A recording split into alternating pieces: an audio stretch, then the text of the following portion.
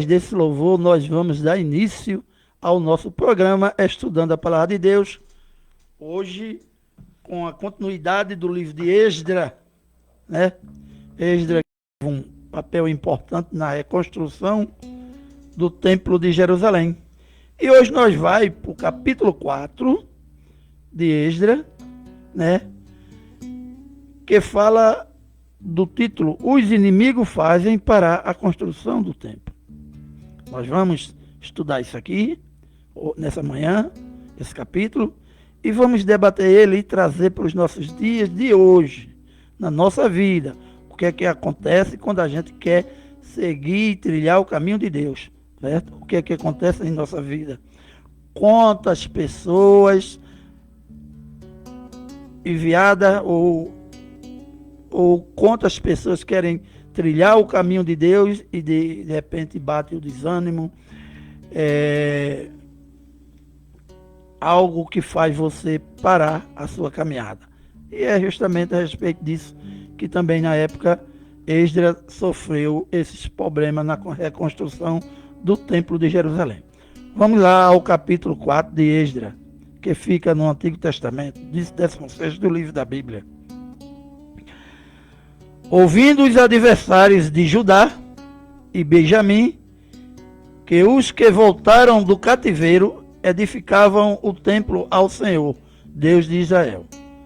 Chegaram-se a Zorobabel e aos cabeças de famílias e lhes disseram: Deixa-nos edificar convosco, porque como vós buscaremos ao vosso Deus.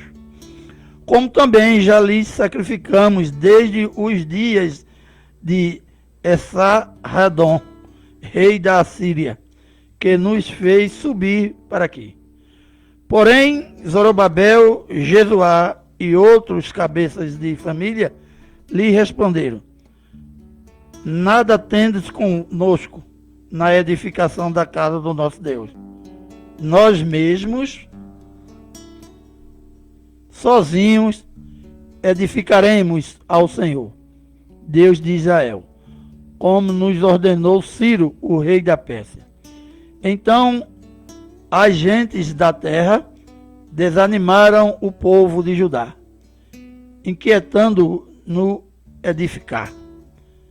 Alugaram contra eles conselheiros para frustrarem o seu plano de reconstrução do templo.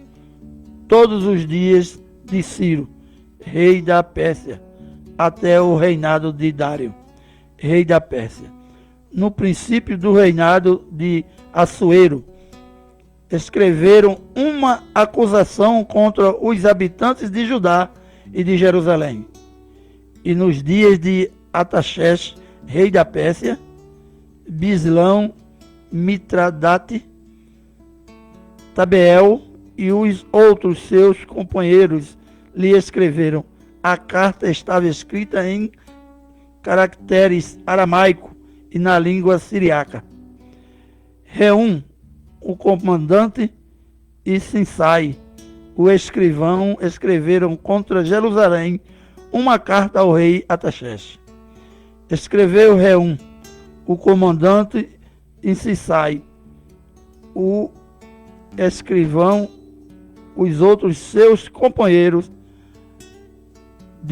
dinatas, enfrasitas, tarpelitas, afazitas, arquevitas, babilônios, sansuquitas, deavitas, elamitas e outros povos que o grande e famoso os Anapas transportou e que fez habitar na cidade de Samaria, e os outros a quem do Eufrates, eis o teor da carta endereçada ao rei Ataxés.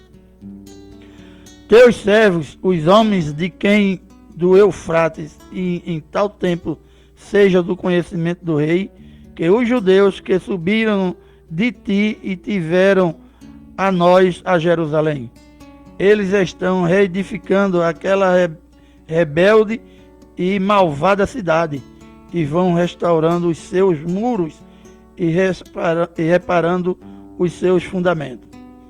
Saiba ainda, ó rei, que se aquela cidade se reedificar e os muros se restaurarem, eles não pagarão os direitos, os impostos e os pedágios, e assim causarão prejuízo ao rei.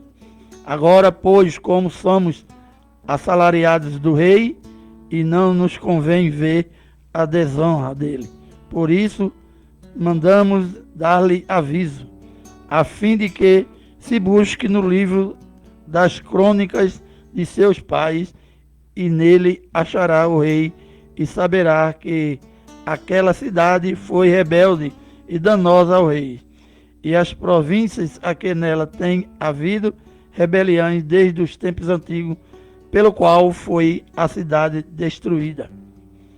Nós, pois, fazemos notório ao rei que se aquela cidade se reedificar e os seus muros se restaurarem, sucederá que não terá a posse das terras deste lado de Eufrates. Então respondeu o rei a Reum, o comandante a Sinsai, o escrivão e seus companheiros que habitam em Samaria, como os restantes que estão além do Eufrates. Pais, a carta que nos enviaste foi destinadamente lida na minha presença. Ordenando eu, buscaram e acharam que de tempo antigo aquela cidade se levantou contra os reis, e nela se tem feitos rebeliões e motins. Também houve reis poderosos sobre Jerusalém, que da além do Eufrates dominaram em todo lugar, e se lhes pagaram direitos, impostos e pedágios.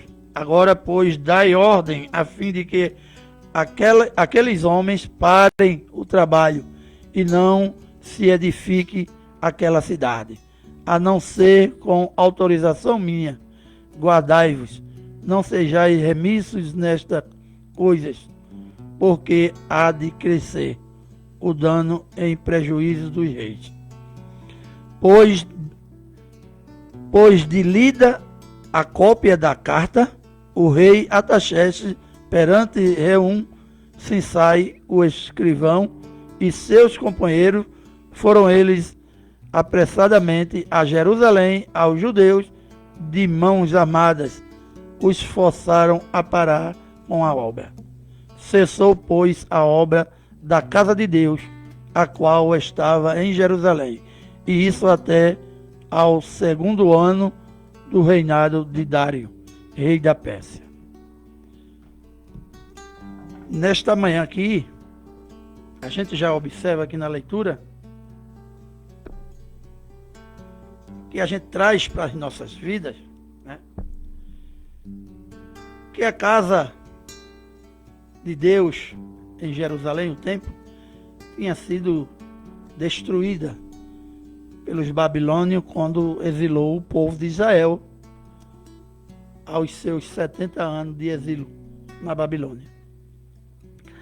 E o rei Ciro, depois a tomar posse da Babilônia, ele determina que Esdra, um escriba, né, que trabalhava na casa do rei, fosse designado pelo rei Sírio a voltar com o seu povo para Jerusalém e reconstruir o templo, porque foi a primeira coisa que Esdra pediu, para reconstruir o templo quando voltasse com o seu povo para Jerusalém, antes de reconstruir a cidade, reconstruir logo a casa de Deus. E a gente vem para os dias de hoje, para as cartas paulinas, onde Paulo nos afirma que nós somos templo e morada do Espírito Santo. Quando vivemos uma vida sem a presença de Deus, o templo e morada do Espírito Santo está derrubado, está destruído. Mas Deus nos alerta todos os dias para a reconstrução deste templo, que é o Espírito Santo, que habita entre nós, que pode habitar em você e em mim, se assim a gente der espaço e obedecer a palavra de Deus. O capítulo 4 do livro de Esdras descreve a forte oposição que o povo de Judá enfrentou ao tentar reconstruir o templo de Jerusalém. Os inimigos usaram desânimo, suborno, cartas de acusação e força política para paralisar a obra. Trazendo para nossas vidas espirituais, nos dias de hoje, o que aconteceu lá em Esdras, uma oposição que ela nos coloca em nossas vidas. A oposição surge no recomeço,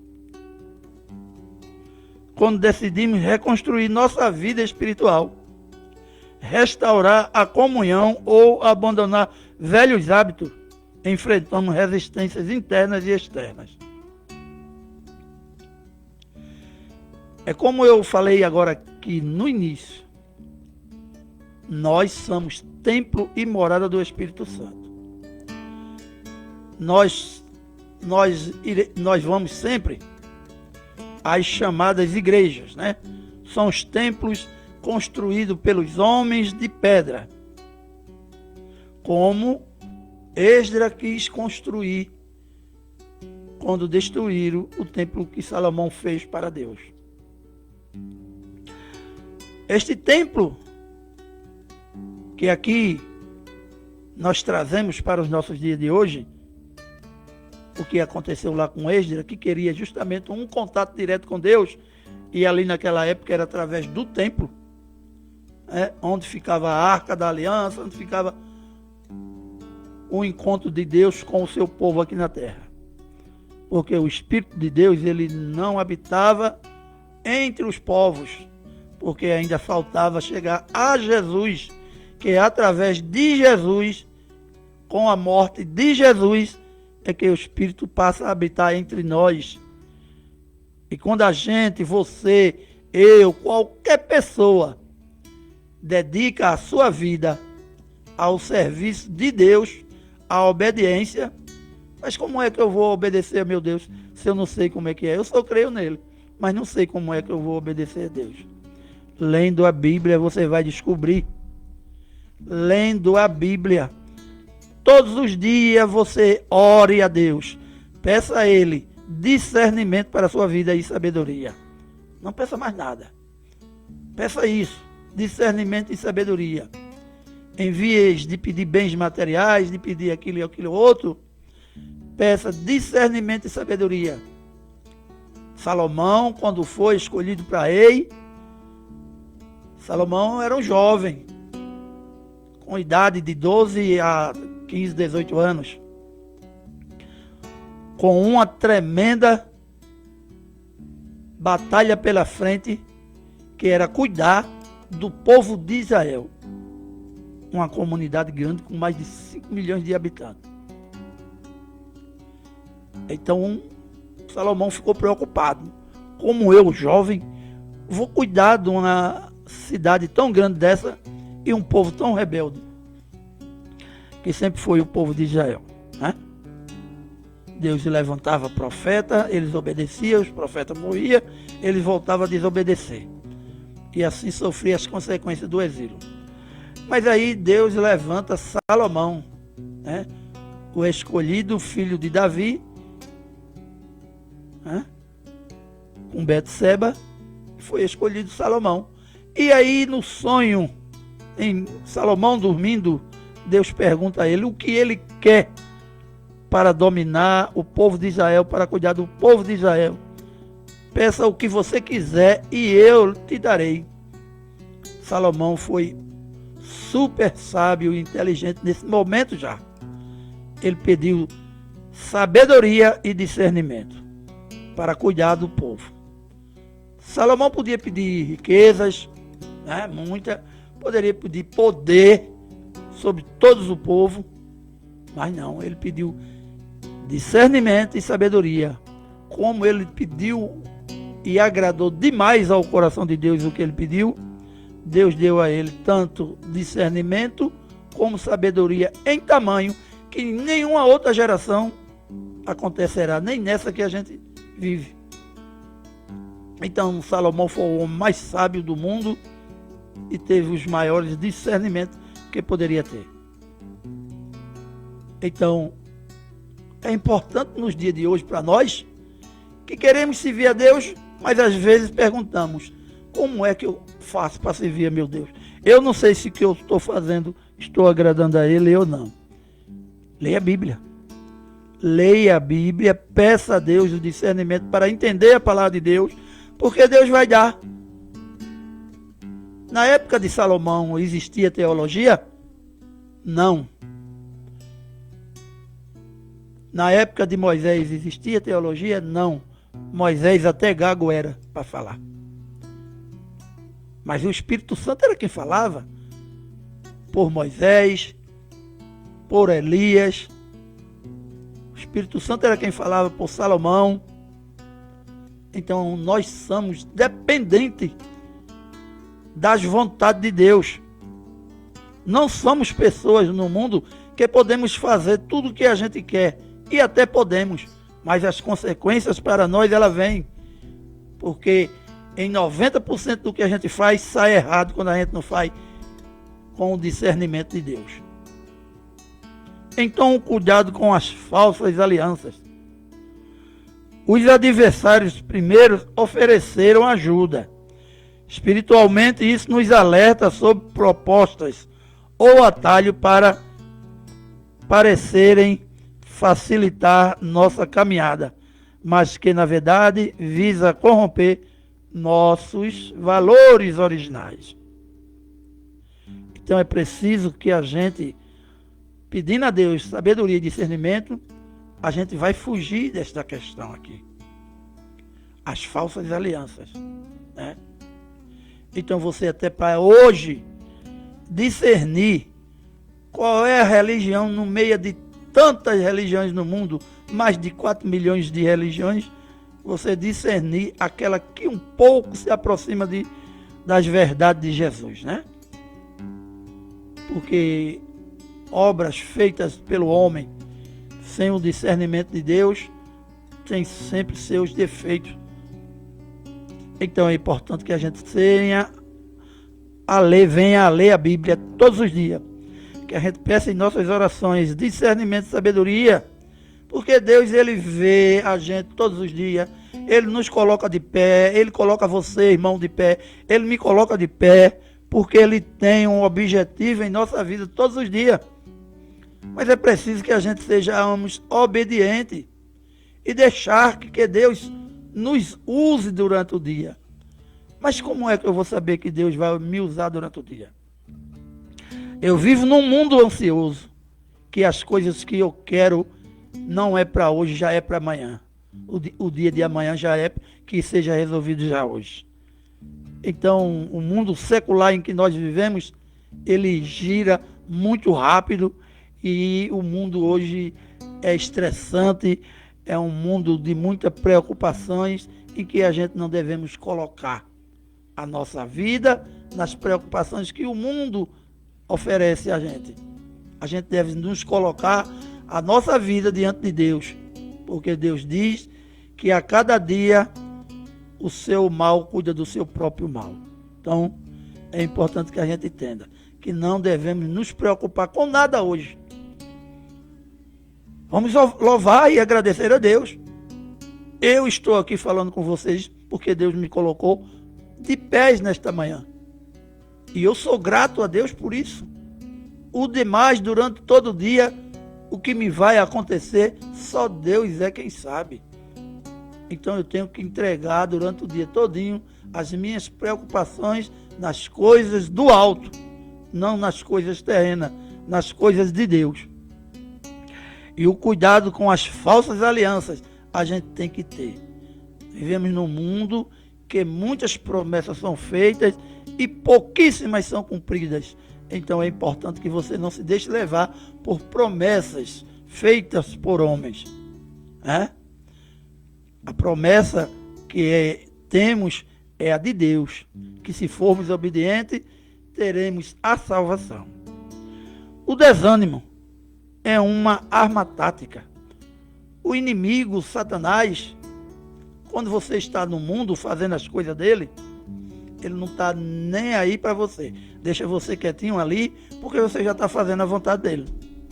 Quando você passa a fazer um trabalho voltado para a vontade de Deus, explicando à sociedade, mostrando ao povo o que Deus quer de cada um, este é um combate que está sendo feito contra Satanás. Então ele tenta de todo jeito trazer você de volta para o convívio dele, que era viver as coisas do mundo, que desagrada a Deus.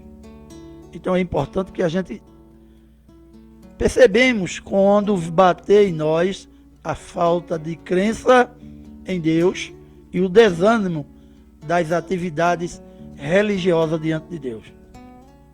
O texto diz que os inimigos enfraqueceram as mãos do povo, os inquietava, no verso 4. Na sua fé, o cansaço mental, a dúvida e o medo são as ferramentas mais comuns usadas para fazer você desistir dos seus propósitos com Deus. Né? Às vezes você está seguindo a Deus, mas o seu coração está cheio de desejos. E aquilo que você tem colocado na mão de Deus não aconteceu, aí você começa a desanimar, aí você começa a dizer que Deus não está ali ouvindo, que Deus, que você não é um servo que Deus olha para você. Então você começa a desanimar da sua fé. E não é isso, não é verdade.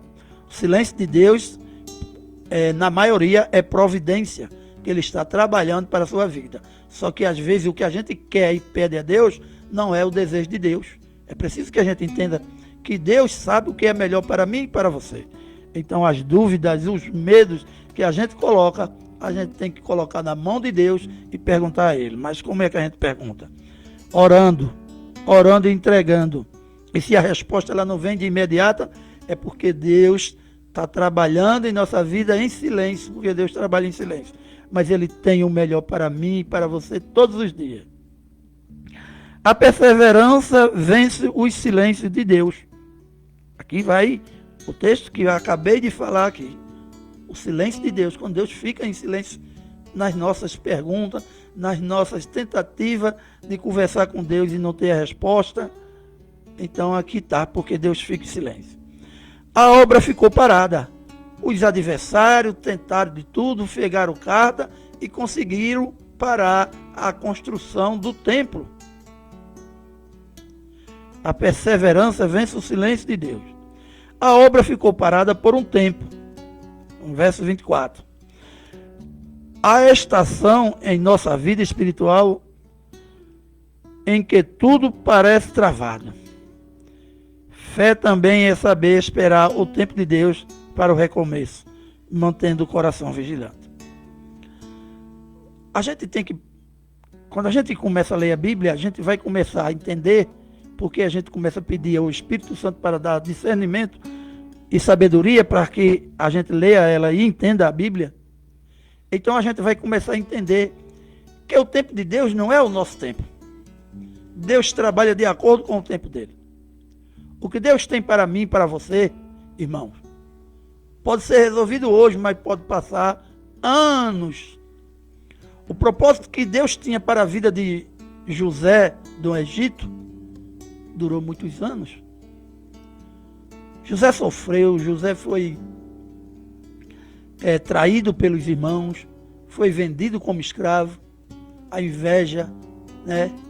O orgulho dos irmãos, a inveja, porque José recebia de Deus sonhos reveladores, né, do que iria acontecer no futuro. Nem o próprio José entendia por que aquele sonho aparecia, de o feixe dele ficar no meio e os outros 11 feixes ao redor se dobrarem a José, ao feixe de José. Depois a lua também, né? Ao redor com as estrelas, e no centro todos também brilhavam para o que estava no centro, que era José. E José contava esse sonho a seu pai, aos irmãos, e eles ficavam com muita raiva, e até tramar a morte de José. Mas entre um irmão de todos ali, apareceu que aquele que dissesse que era derramar sangue do seu sangue não era correto. Pegaram e venderam José. José vai para o Egito, a casa de Potifar, que a gente sabe a história. Passou por tentações lá, a mulher de Potifar, querendo ter algo sexual com José. E ele, primeiro por obediência a Deus, e segundo com um grande respeito com o seu amo, né, que o acolheu na casa e entregou seus bens para que José tomasse conta, não se sucumbiu aos desejos da mulher de Potifar. Mas ela o acusou e Potifar acreditou nela e botou José nas pedreiras para trabalhar de escravo por muitos anos, né? Depois José volta a cuidar do presídio, das celas, e lá tem as revelações dos sonhos do copeiro mó e do padeiro. E se cumpriu justamente. Mas José tinha um desígnio de Deus para aquele povo e aquele momento lá no Egito. Chegou o momento, chegou o tempo de José ser abençoado por Deus. Chegou o tempo de José ser glorificado por Deus. E veja que foram muitos anos que José passou até chegar a ser glorificado por Deus. Então ali José decifrou o sonho do rei, mostrou como se fazia para prosperar o Egito, certo? E Jesus, e Deus faz isso hoje em nossa vida através de Jesus. A gente entregar a nossa vida a Jesus, a gente entregar a nossa vida ao nosso Deus, a gente agradecer a Ele todos os dias pelo que Ele nos dá. Deus tem algo grande para a gente. E o maior de todos é a nossa salvação. É viver uma vida eternamente com Jesus. Então, não há algo melhor do que viver a sua vida eternamente para sempre, sem problemas, sem dor, sem problema de saúde, sem nada. Viver uma vida somente louvando e engrandecendo o nome de Deus. É uma vida tranquila no paraíso reservado para aqueles que são obedientes a Deus. Mas para isso, há um grande caminho ainda a seguirmos aqui na terra. Jesus não prometeu a nenhum de nós riquezas. Jesus não prometeu a nenhum de nós vida fácil. Ele prometeu que a gente iríamos passar por aflições, mas que a gente tivesse bom ânimo, porque o próprio Jesus venceu o mal, venceu o mundo, quando ele morre na cruz e nos dá essa liberdade, esse direito imerecido de nos tornarmos filhos de Deus e vivermos na glória. A perseverança vence o silêncio. A obra ficou parada por um tempo, a estação em nossa vida espiritual em que tudo parece travado. Fé também é saber esperar o tempo de Deus para o recomeço, mantendo o coração vigilante. Mas o que acontece nas comunidades religiosas? Identidade e foco na missão. Esdras e os líderes recusaram a ajuda dos inimigos, dizendo: nada temos convosco.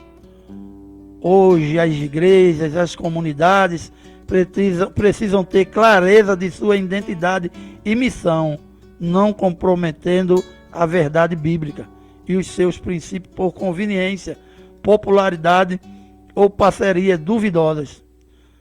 O perigo das fofocas, os relatórios falsos. Os opositores escreveram cartas ao rei cheias de meias verdades e acusações passadas para difamar os reconstrutores.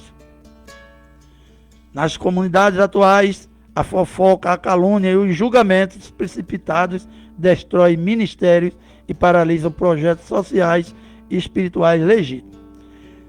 Liderança resiliente sob pressão.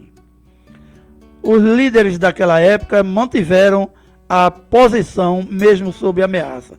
As lideranças religiosas modernas precisam de resiliência psicológica e espiritual para guiar o rebanho quando a comunidade enfrenta crises financeiras, perseguições ou divisões internas. A burocracia e as leis como barreira. A obra foi parada por um decreto real. Comunidade religiosa hoje também enfrenta barreiras burocráticas, legais ou culturais para pregar o evangelho ou realizar trabalhos comunitários.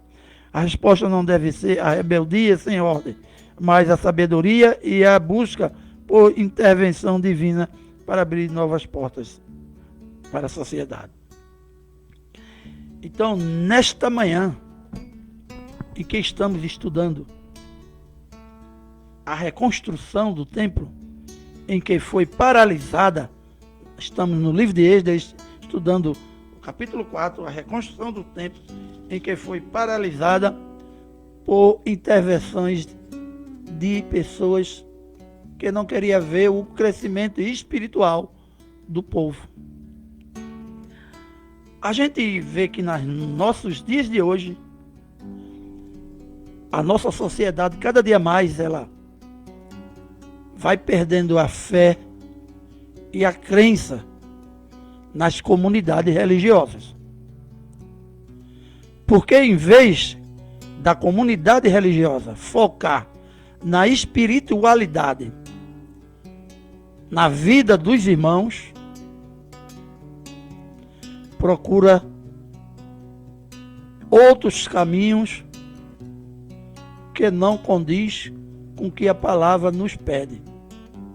O trabalho das igrejas, ela é pautada para fortalecer a vida de cada membro que ali está presente, porque precisa da palavra de Deus, porque precisa do conforto da palavra de Deus, porque chegou ali com uma perspectiva ruim das coisas do mundo, que nada na sua vida dava certo. Ninguém que tem uma vida fácil demais em tudo procura um templo religioso. É muito difícil. Só procura quando está com problema espiritual, a saúde espiritual abalada, que nada em sua vida dá certo. Vou procurar uma igreja, porque talvez ali eu encontre a resposta de Jesus. E esta comunidade religiosa, ela tem que estar preparada para quando um membro ou uma pessoa decide comparecer à sua igreja, ela encontre realmente o conforto espiritual na palavra, na busca em que ele for buscar.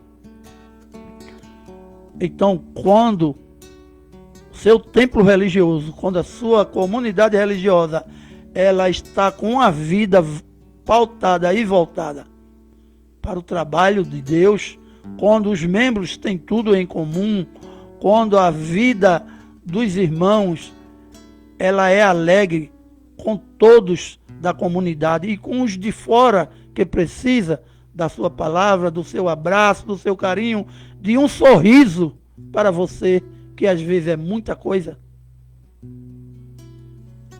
O povo é carente de aperto de mão, de abraço, de um bom dia.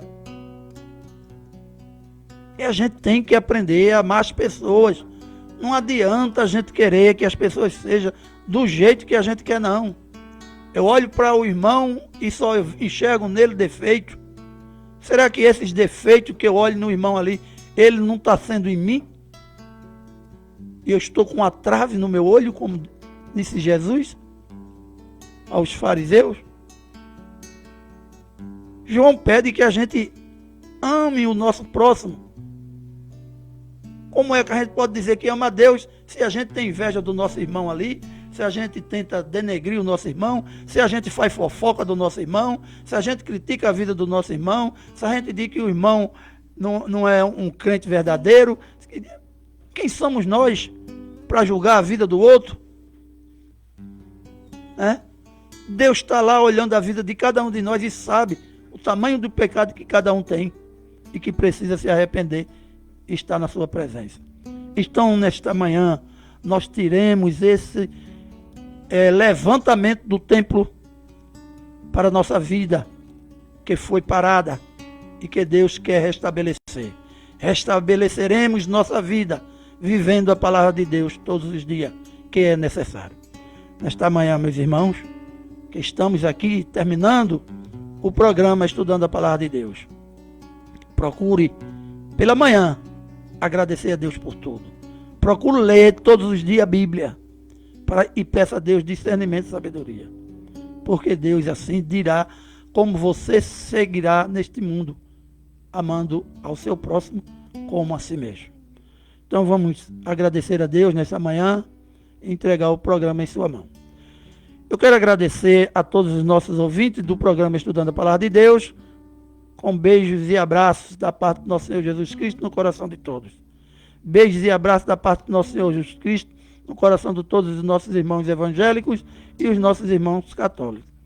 Que Deus esteja abençoando cada família de cada um de nós com beijos e abraços da parte do nosso Senhor Jesus Cristo. Vamos orar e agradecer a Deus. Senhor, meu Deus e meu Pai, obrigado, Senhor, por mais uma realização deste programa Estudando a Palavra de Deus.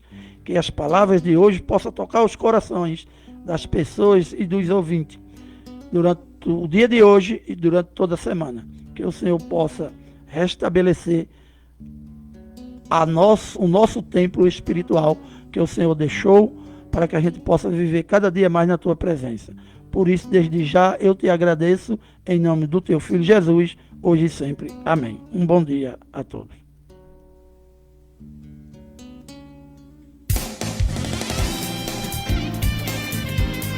CYX 824, Rádio Comunitária Itaenga FM, 98,5 MHz.